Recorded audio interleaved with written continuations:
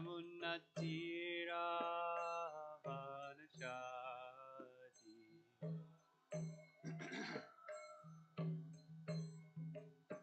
Yamunatiravanachari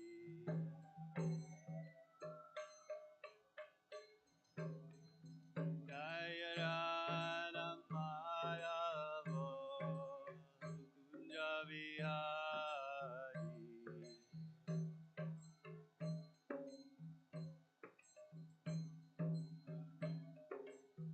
Jayarana Madhava Kunjavihari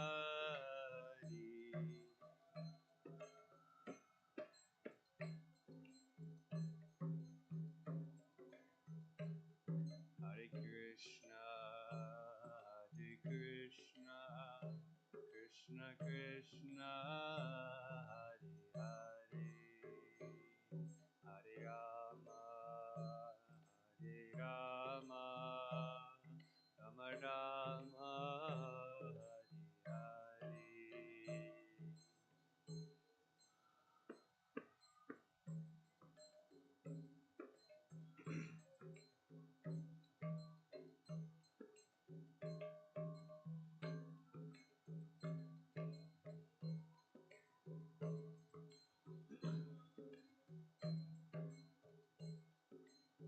Hare Krishna, Hare Krishna, Krishna Krishna, Hare Hare, Hare Rama, Hare Rama, Rama Rama, Hare Hare.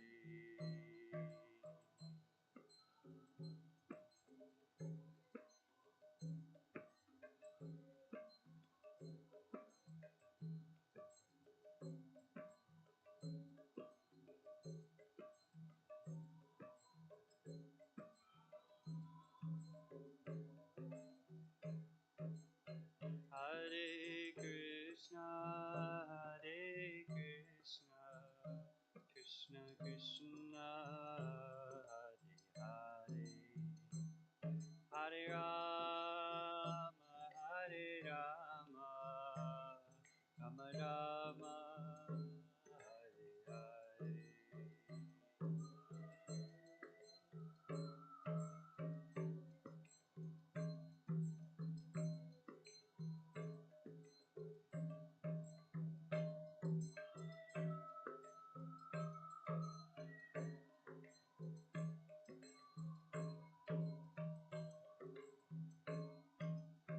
Hare Krishna, Hare Krishna, Krishna Krishna, Hare Hare, Hare Rama, Hare Rama, Rama Rama, Hare Hare.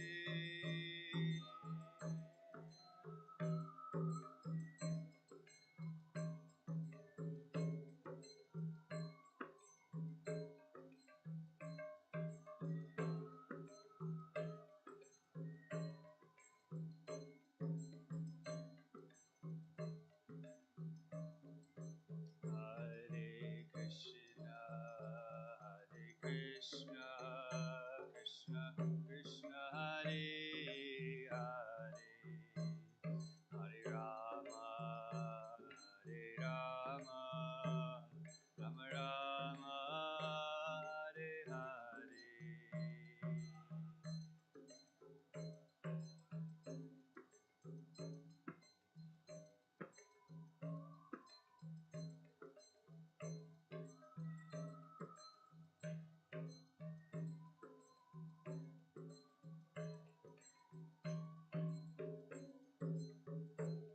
Hare Krishna, Hare Krishna, Krishna Krishna, Hare Hare, Hare Rama, Hare Rama, Rama Rama, Hare Hare. Krishna, Krishna, Krishna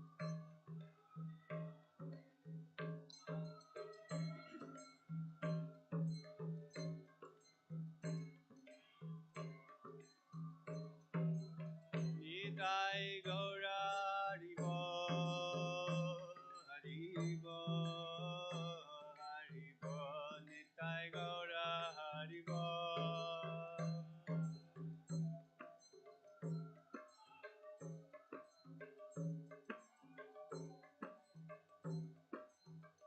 Jaya Jaya Prabhupada, Prabhupada, Prabhupada, Jaya Jaya Prabhupada.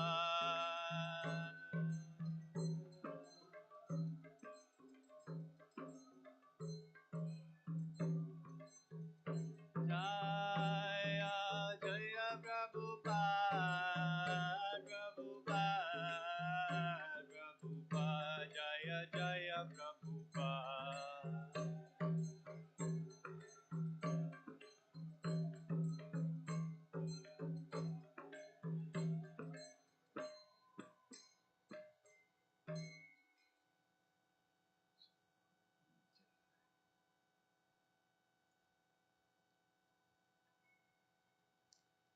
Krishna, welcome to the Srimad Bhagavatam class. Today we're reading from Canto 10, Chapter 86. We have text number 9 on the board. We'll read 9 through about text 12.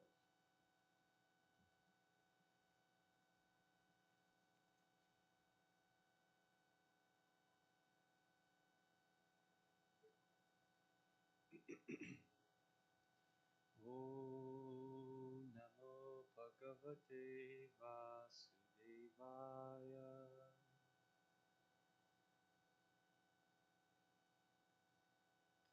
Om Namo Bhagavate Vasudevaya.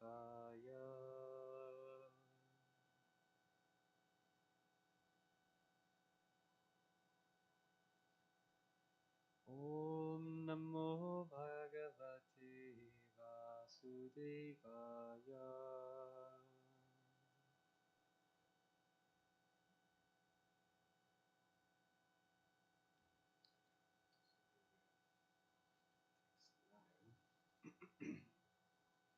Mahatyam Devayatrayam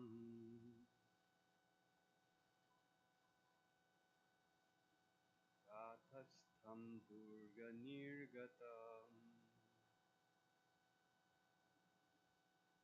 Jaharanumata Pitro Krishnasya cha Maharata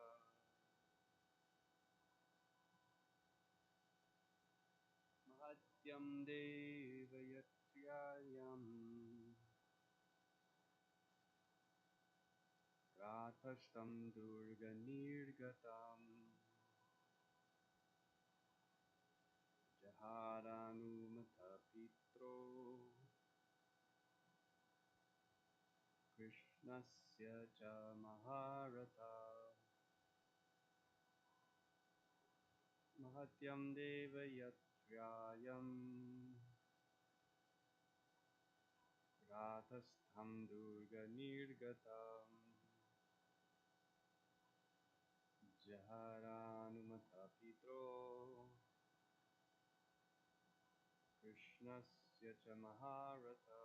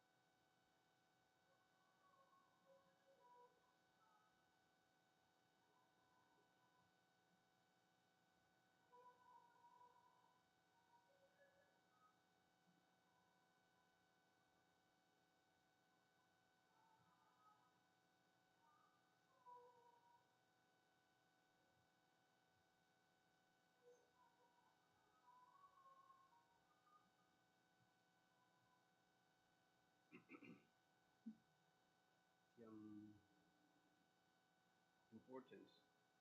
Deva, for the Supreme Lord. Young during festival. Ratha, on a chariot.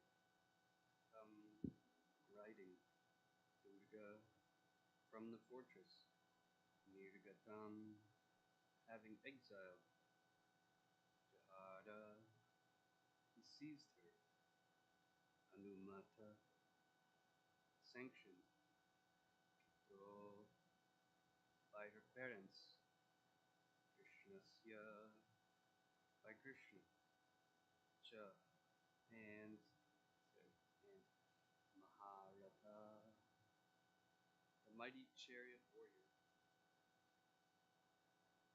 Translation purport by His Divine Grace, A.C. Bhaktivedanta Swami, the disciples. A.C. Bhaktivedanta Swami, Srila Prabhupada. Once, on the occasion of a great temple festival in honor of the Supreme Lord, Subhadra rode out of the fortress-like palace on a chariot. And at that time, the mighty chariot warrior Arjuna took the opportunity to kidnap her. Subhadra's parents and Krishna had sanctioned this. Purport: Srila Vishwanath Chakravarti identifies this festival as the annual Rath Yatra, Lord Vishnu on the occasion of his rising from mystic sleep at the end of Chaturmasya. Subhadra's parents are Vasudeva and Deva. Then we do text 10. Let's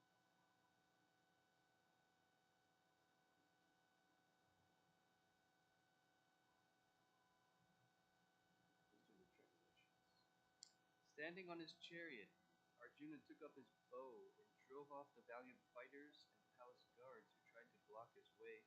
As her relatives shouted in anger, he took Subhadra away just as a lion takes its prey amidst lesser animals. Text 11. When he heard of Subhadra's kidnapping, Lord Balaram became as disturbed as the ocean during the full moon. But Lord Krishna respectfully took hold of his feet and together with other family members pacified him by explaining the matter. Next 12. Lord Balaram then happily sent the bride and groom very valuable wedding gifts, consisting of elephants, chariots, horses, and male and female servants. Text 13. Srukadeva Goswami continued, there was a devotee of Krishna's known as Shrutadeva, who was a first-class Brahmin, perfectly satisfied by rendering unalloyed devotional service to the Lord Krishna. He was peaceful, learned, and free from sense gratification.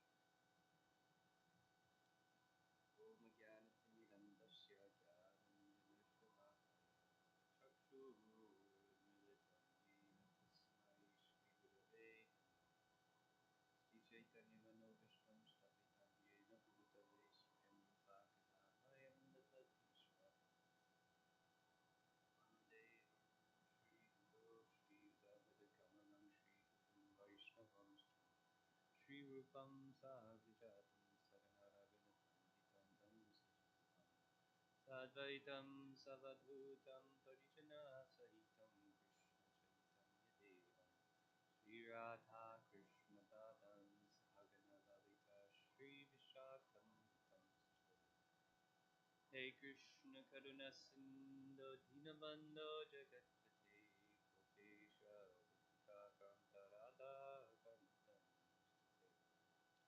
Tapta Kanchana Gaurangi Radhe Vrindavaneshwari Vishavanusuti Devi Pranamami Hari Vansha Kalpa Tarubhyascha Kripa Sindhubhya Eva Cha Patitanam Pavanebhyo Vaishnavibhyo Namo Namaha Jai Shri Krishna Chaitanya Prabhu Nityananda Shri Advaita Gadadara Srivasadi Gaura Bhaktivinoda Hare Krishna Krishna Krishna Hare Hare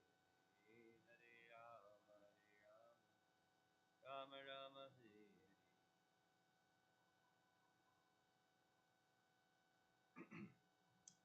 Read text 9 one more time. Once, on the occasion of a great temple festival, in honor of the Supreme Lord, Subhadra rode out of the fortress-like palace on a chariot. At that time, the mighty chariot warrior Arjun took the opportunity to kidnap her. Subhadra's parents and Krishna had sanctioned this.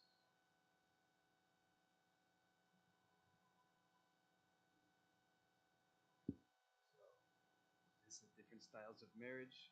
There's different types of marriage based on one's position, because all living entities are different, so they have different dharmas. We see this in religion, that based on one's modes of nature, they generally evolve a religious practice. So, for example, what we're following is a very high standard of religion. It's a very evolved. It's more or less on the peak of the scale, so to speak, because Brahminical culture is very much in the mode of goodness. Things like rising early. If you will rise at 4 o'clock every day, that itself is almost bizarre for most people. That's like they can hardly even understand that. That's just the first thing we do. It's offering Mangalarti, reciting Sanskrit prayers, vegetarian prasadam. Um, these things are applicable by those who are on a certain level of modes of nature. Those who are not on that level, they can't really follow that. So actually, Krishna sends different religious systems for helping people who are in different modes of nature. So many different prophets and saints who come. And accordingly, because Krishna's mission is to uplift everyone, yada yada dharmasya glane bhavati bhava. So Prabhupada says, Krishna again and again, he sends saints, prophets, sages, and the Lord himself comes. Why? To uplift all people. And this was a big point of Prabhupada's um, mood of preaching, that why in India they may have neglected to reach outside of India, to reach other lands, other peoples, and he considered this as a shortcoming or fault. That no, actually, this Dharma should be spread to all people. And that's his compassion. I mean, Prabhupada came here not knowing anyone in America, but he gave his life and soul, his sweat and blood for so many of us that he could see in the future would benefit from his movement. So the principle of compassion eclipses that of the even traditional Vedic dharmic codes, because the Vedas, in certain places, it said a sannyasi should not cross the ocean. But for a higher purpose, one can transgress even ordinary Vedic injunctions for the service and satisfaction of the Supreme Lord. That has to be very carefully done under guidance and maturity. But here we're hearing some accounts of like Mahabharata, which is such a valuable, important literature that Vyasadeva has given. And it's so astounding, the different pastimes. A lot of Srimad Bhagavatam continues from certain aspects of Mahabharata. It explains aspects. And here, this is Arjuna who's kidnapping Subhadra. Just to review, Arjuna was on pilgrimage, and that's also an interesting story. Why Arjuna was on pilgrimage, but again, bound by the codes of Dharma.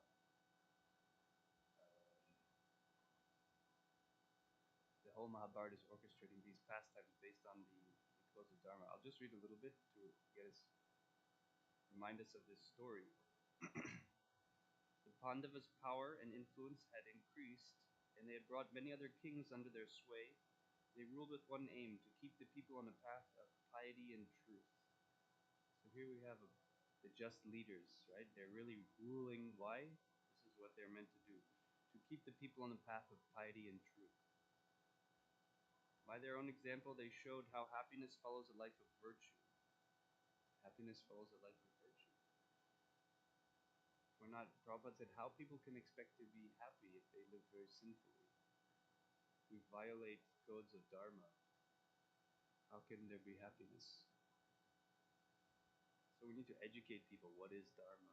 What is proper pious action and what is vikarma, what is against that.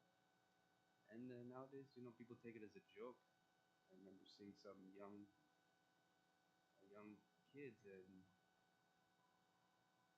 I remember when I grew up, you didn't take it very seriously. What's the right thing to do? It just wasn't relevant. But it's not relevant. But no, it is relevant. It's going to affect your whole life, choices you make. It says, in everything they did, they accepted the guidance of spiritually advanced Brahmins. Indraprastha flourished and became more than the equal of Hastinapur. Due to his unswerving adherence to virtue, Yudhishthira became known as Dharmaraj, the king of religion. So, Draupadi, as we know, she became the wife of 5 husbands, the 5 Pandavas, and they made a system that she would be with one husband at a time. For a certain amount of time, she would only be with this certain individual. So once she was alone with Yudhishthira, and a Brahmin came to the Pandava's palace. Standing by the gate, he cried out, "O king, a Brahmin's wealth is being robbed by wicked and despicable men. How can it be that in the kingdom of the virtuous Pandavas the Brahmins are not protected? A king who takes taxes but fails to protect the people is considered the most sinful of men. O heroes, take me by the hand and deliver me from this burning anguish." In anger and grief, the Brahmin repeatedly cried out. Arjuna heard his cries and called down, "Do not fear." He quickly went to fetch his weapons in order to punish the thieves, but discovered that Yudhishthira was alone with Draupadi in the room which held the weapons.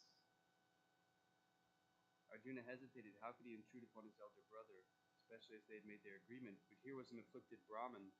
If he did not protect him, then Yudhishthira's fame would perish, and he would be tainted by sin. Arjuna could not stand by and watch his brother be accused of irreligion. He had to get the weapons, even though it meant he would be exiled to the forest. He felt that even if he died in the forest, it would be preferable to being covered by sin. This is the degree of adherence to Dharma that we find in Mahabharata. Even at the sacrifice of one's own freedom or liberty to preserve Dharma is the highest principle. So Arjuna says, even if I'll be punished for this, I have to help this person. So Arjuna enters, he goes straight in, gets the weapons, then he goes out, pursues the robbers, and Arjuna, rescues the property of the Brahmin's cows. So he then says, he bowed before Yudhishthira and said, "O Lord, please give me permission to observe the vow. As we have agreed, I shall leave the forest at once." So this was their agreement, that he would have to take leave for 1 year.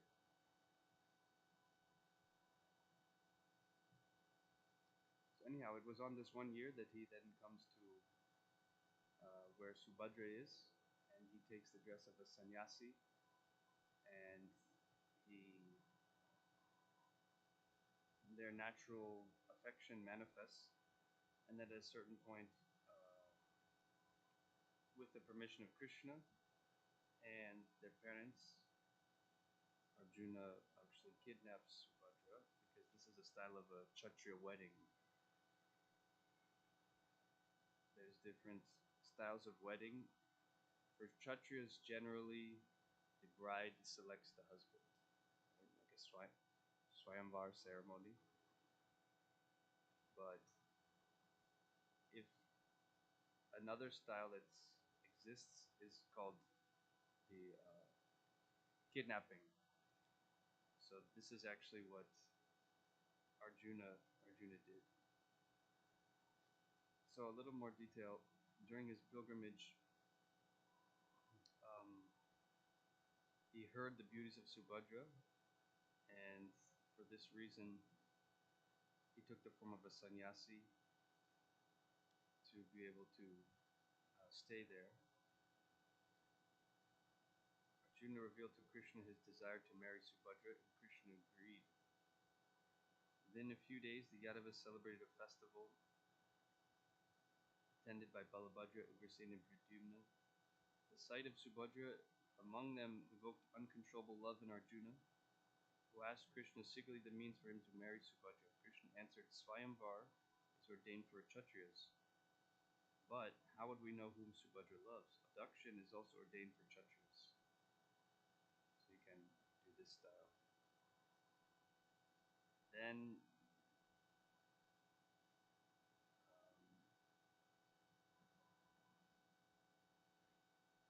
continues.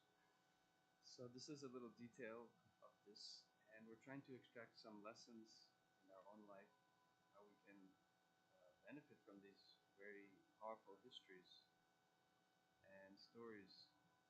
So here we see that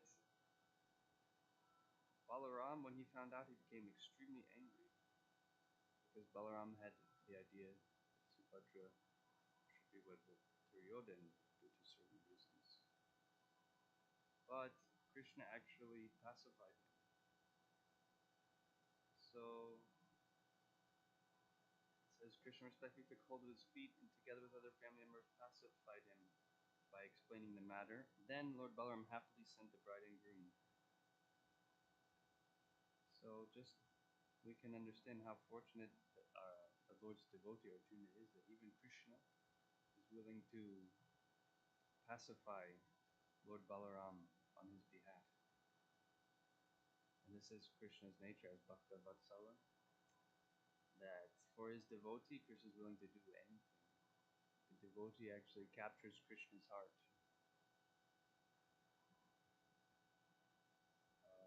Hridayam Mayam. Krishna says the devotee is my heart, and I'm in the heart of the devotee.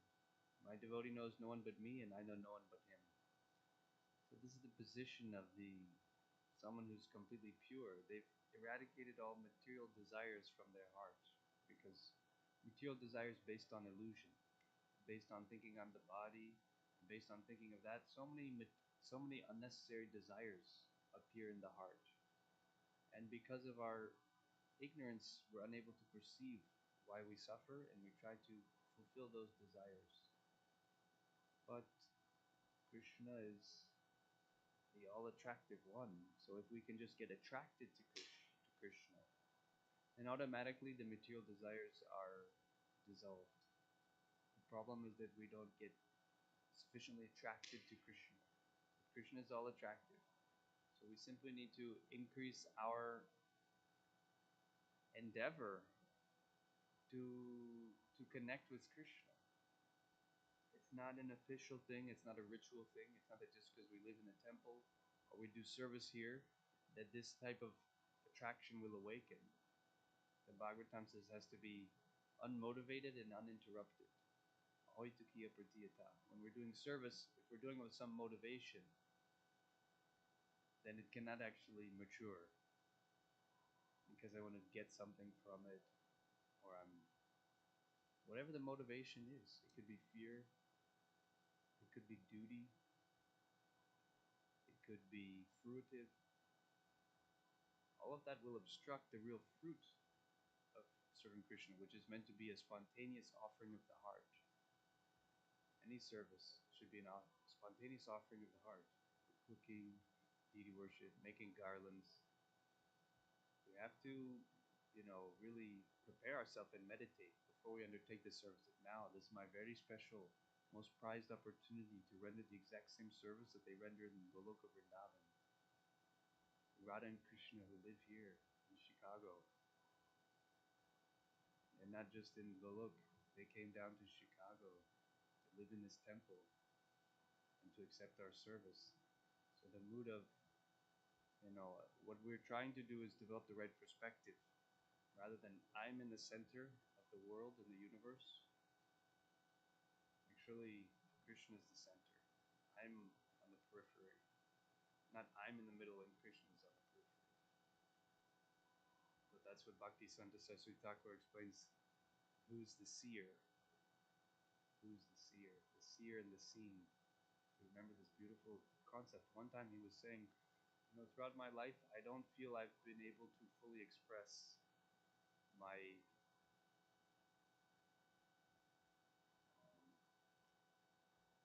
my sentiment.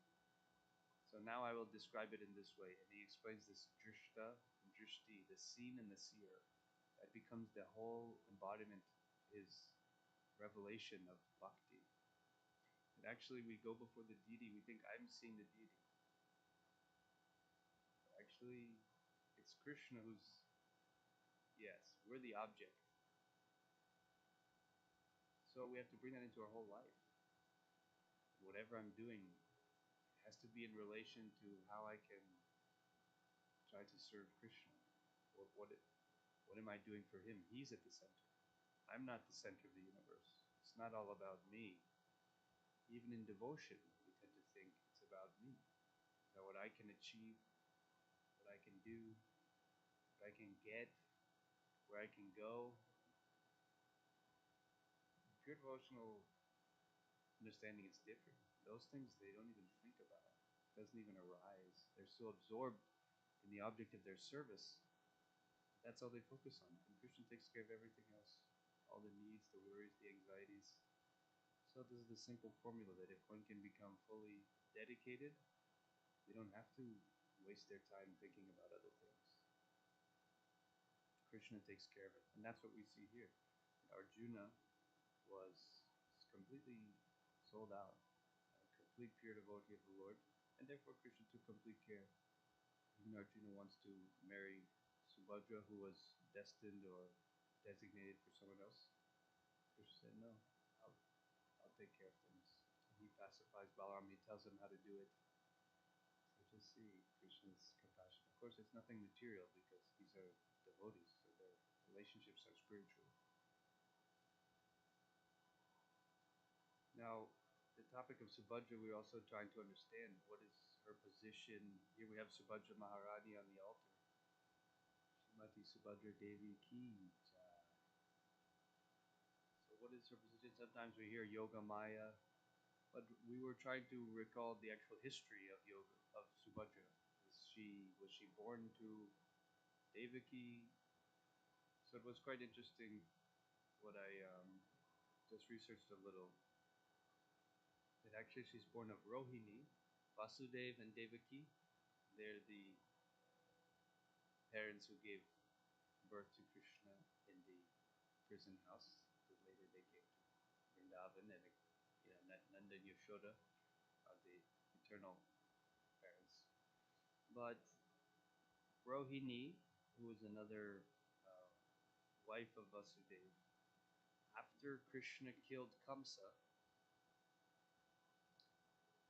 then after he's already been established in Mathura, Vasudeva and Devaki gave birth to Subhadra. And she was much younger. She's like very much younger because it was already after all of the beginning uh, scenarios that had taken place with Krishna being moved to Vrindavan, killing the demons, killing Kamsa. It's only at that point that then Subhadra is born to Vasudeva and Rohini. So then we have some differing things that the Acharyas say. She's Yoga Maya, she's Mahamaya, or that she's Bhakti Swarup. So Srila Prabhupada is explaining the spiritual energy is called Yoga Maya. And she has 16 different expansions. One of these 16 expansions, Subhadra is one. The expansion of Yoga Maya. So some of the acharyas say there is a difference. Bhaktivinoda Thakur, he says, Jagannath is the emblem of God, having no other form than the eyes and the hands. They mean to show that God sees and knows and creates. Balaram is Jiva Shakti of God. Subhadra is the Maya Shakti. And Sudarshan is the energy of will. That's Bhaktivinoda Thakur. Then Sridhar Maharaj, one of Srila Prabhupada's godbrothers, he explains Subhadra Devi represents the Leela of Krishna. She's there in Dwarka. Subhadra is not Yoga Maya. She's got no mundane function. She is said to be the representative of bhakti in general, devotion. Balaram, Jagannath, and Subhadra, Guru, Bhakti, and Krishna. The ultimate end, the devotional process, and Baladev as Guru to help. Subhadra Bhakti Swarup, not Shakti or other Swarup. So she's not the external energy. She is Bhakti, Bhakti Swarup. So these are all, have to reconcile all of these. See that she's an expansion of Yoga Maya, and she's also Bhakti Swarup, which means the form of Bhakti. So this is a important meditation because when we go on Rath Yatra, when we worship Lord Jagannath, it's important to understand the functions of the Lord and their identities. So these are a few thoughts on this section, how we can learn different lessons of acting according to Dharma, to understand what is Dharma, different circumstances. It's not always so easy. Therefore we take shelter of Vipada Dharma, the aspiration for pure devotional service, which means taking ourselves out of the center, trying to keep Krishna in the center, trying to develop attraction for him, for he who is all attractive, and whose leelas are so captivating. It's like Chaitanya Mahaprabhu. I was recently in Mayapur and I got to read how Lord Chaitanya's daily activities. Mahaprabhu, not that he just came once and then he left. No, his eternal leelas are still going on.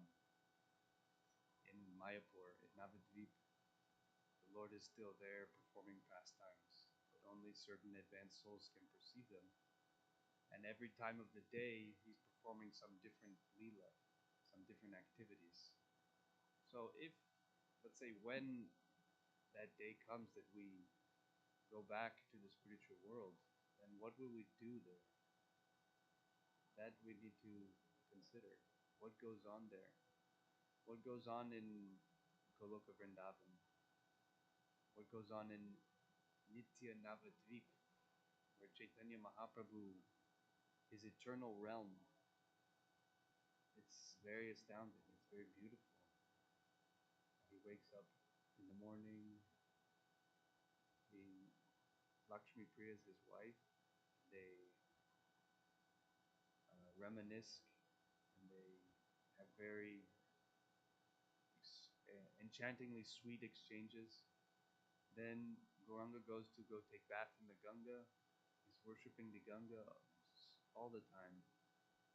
And he goes with his associates, and they go through the villages of Navadvip, and then they go on Sankirtan.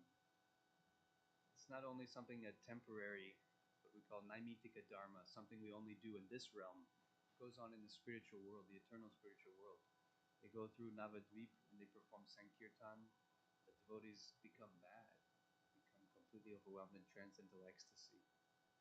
And all of the eternal residents of that realm, they get to gaze upon the glorious, beautiful face of Lord Chaitanya.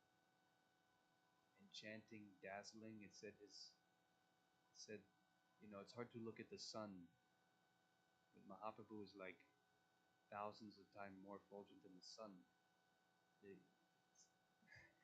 say that it's difficult to perceive, but of course, with the eyes of love, Premanjuna, one can see the transcendental form of the Lord. So Chaitanya Mahaprabhu, that intense love he has for you and each one of us, Mahaprabhu has that pure love for each one of us.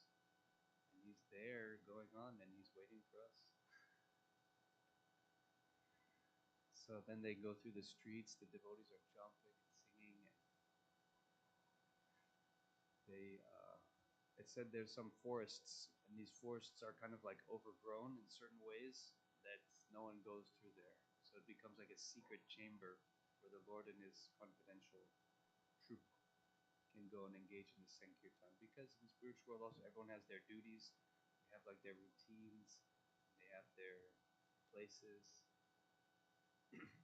So then they go for many hours absorbed that they're remembering the pastimes of Krishna, meditating on Krishna Lila.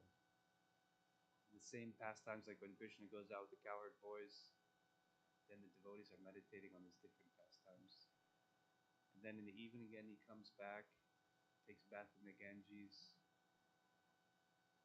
worships the Ganga, and then in night they go to Srivasangan, where they have like all night kirtans. Mahaprabhu he came to establish the religious process for the age, which is this congregational chanting. That's the process for getting love of God. So he is the emblem of this process, and he came to establish this in the world. So this should also for us, it should try to be our center point, congregational chanting, the Hare Krishna mantra. And in that way, our consciousness is able to actually, we're able to kind of rise to a higher level of consciousness. Usually the consciousness when it's on the bodily, day-to-day level, it's just the mind is going on a material level, thinking what I have to do, what I need to eat, how to get shelter. It's not a very evolved thinking process. But in Sankirtan, we're able to actually go to higher levels of consciousness beyond that. They have like alpha waves and like beta waves. It's different levels of the brain's processing. So similarly, the content of our mind can be on a very base level, and it can rise also. So in Krishna Nam Sankirtan, it can rise to the level of the soul, ideally to realize the identity of the soul, the identity of Krishna, the spiritual reality. All of this exists in Krishna's name. So therefore we worship the name. The name becomes a supreme object of worship, supreme shelter, the supreme friend, the supreme benefactor, becomes the supreme object of surrender. Hare Krishna, Krishna Krishna, Hare Hare, Hare Rama, Rama Rama, Hare Hare. So I'll stop here for now. There's maybe something about you. And if anyone wanted to ask any question or comment.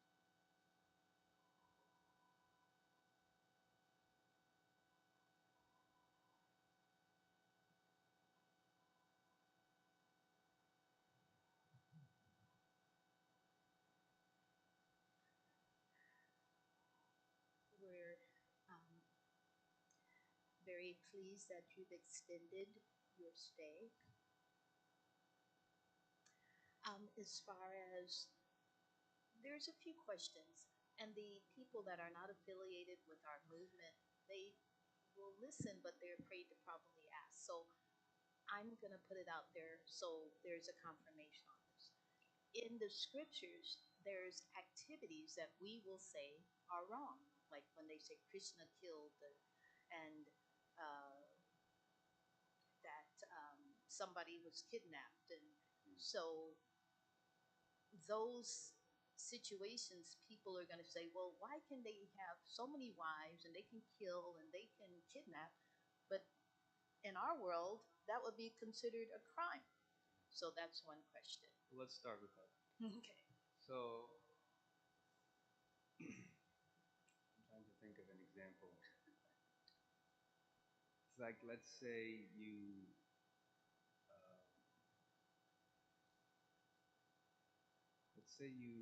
grew up in 1920,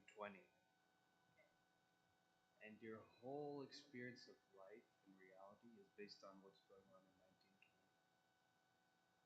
From the moment of your birth, every value, every lesson, every experience is based on a certain cultural makeup. And for you, 1920 is what's current, what's proper, and what's good. So, when we come in this world, in Kali Yuga, there's certain values which are taught, and we have only experience of that. So anything that's outside of that or different doesn't seem right. You see how deep it goes? Actually, it requires going beyond our entire conceptual makeup.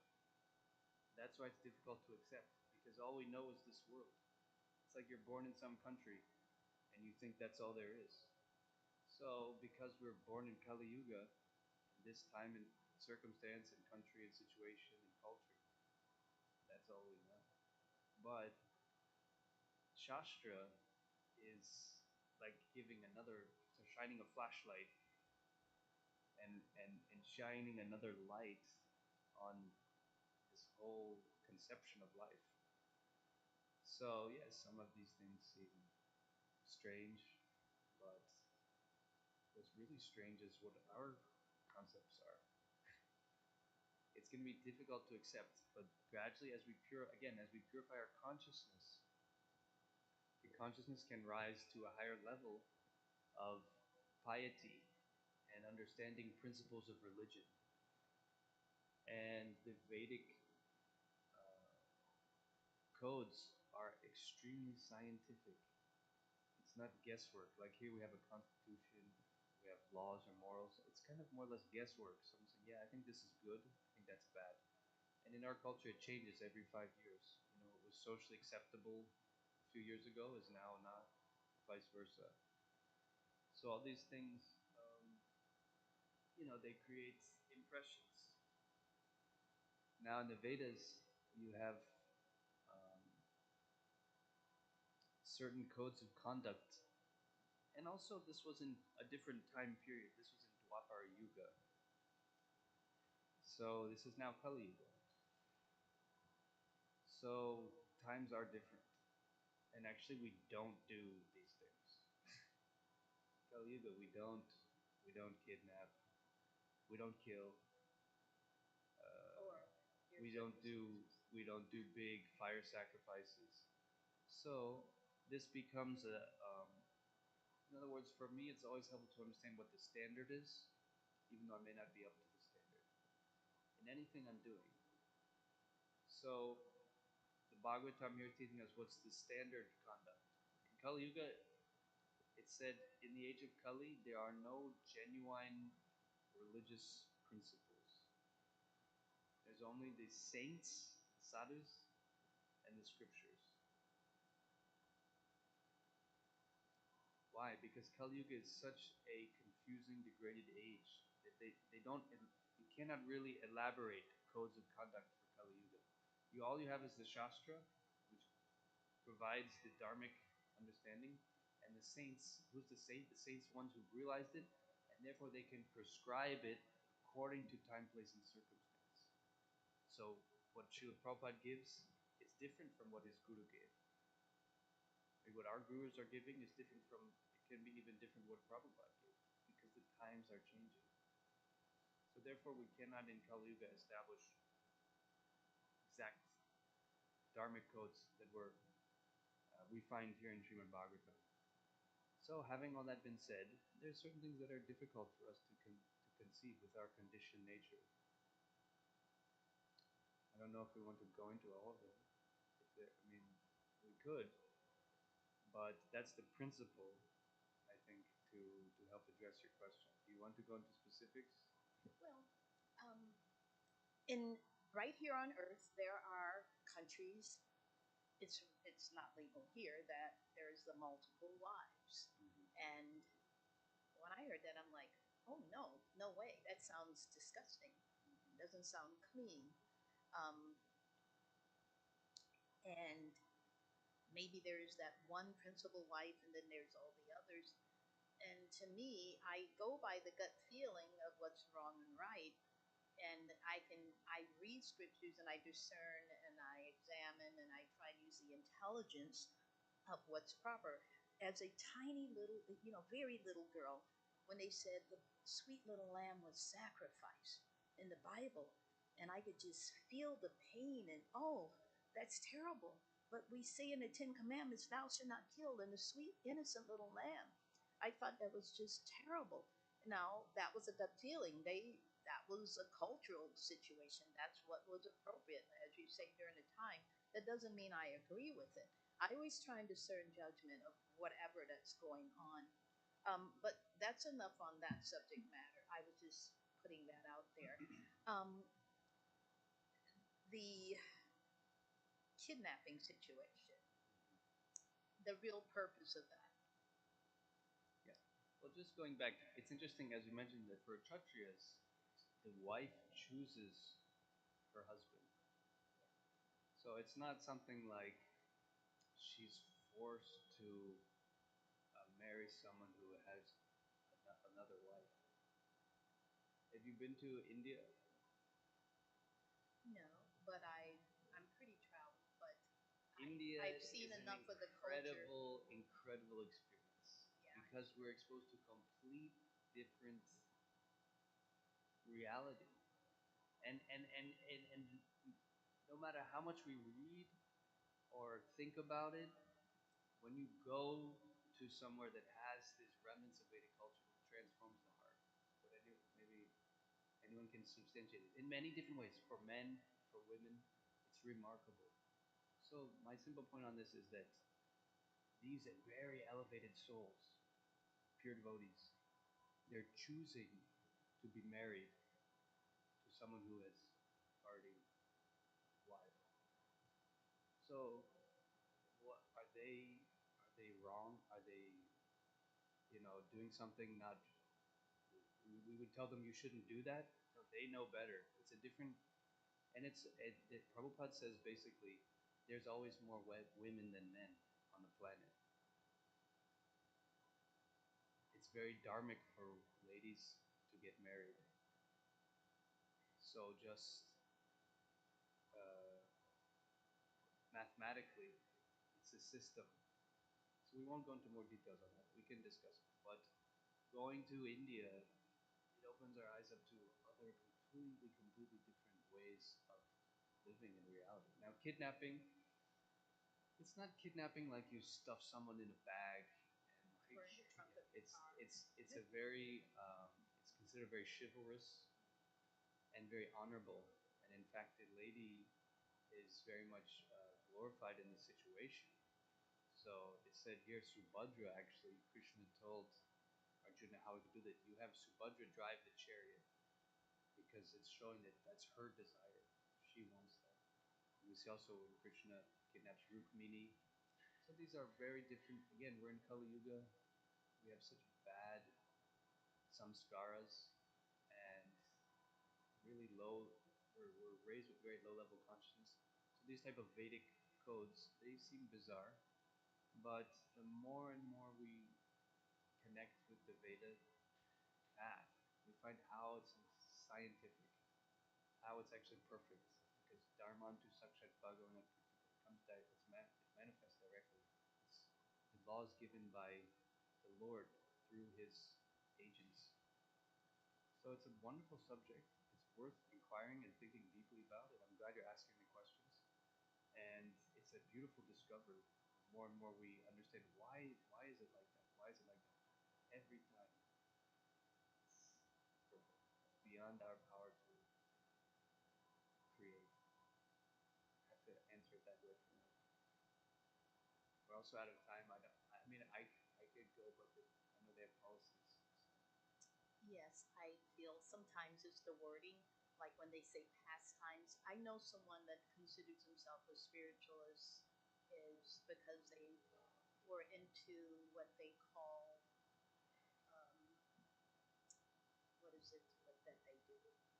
Um, they study all the religion, but it's not necessarily for the spiritual. So they had read the Bhagavad Gita. Some of the universities, my cousin read the Bhagavad Gita, but they may have a different version. And like my cousin at University of Chicago, they had to really know it. It was a literature book. It's a great literature book. That's how they were reading it. But the other person is what they call the Mason, and they have crystals bigger than men in their homes to empower them to do dark things.